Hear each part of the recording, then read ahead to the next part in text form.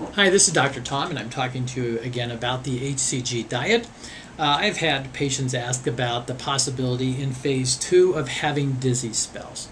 Most of the time that people complain of dizzy spells is it's during time of stress or exercise.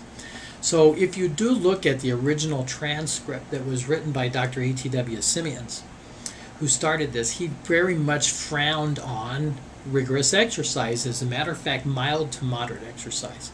So the idea is that if you have rigorous exercise, and I know that I have touched on this before, you are going to burn off glucose. You're going to burn off sugars. If you're eating a diet that has a very low intake of sugars, glucose in particular, you could become hypoglycemic in the middle of an exercise routine, which can cause some dizziness and lightheadedness.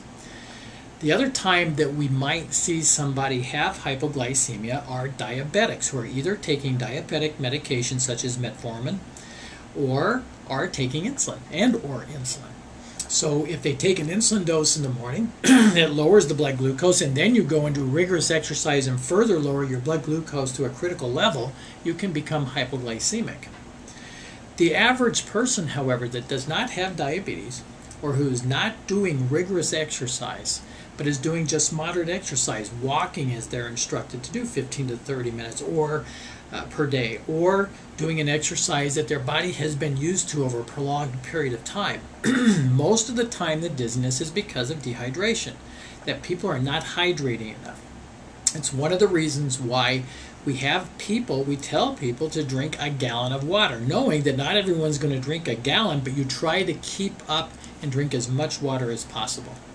90% of the time, a person who is not doing rigorous exercise, just doing moderate exercise, and is in phase 2, we ask them to increase their water intake. They no longer have the problem with the dizzy spells. HCG in no way, shape, or form causes dizzy spells. This is totally because of either diabetes and the overuse of insulin and medications, rigorous exercise and burning off too much of the sugars, or dehydration for the dizziness.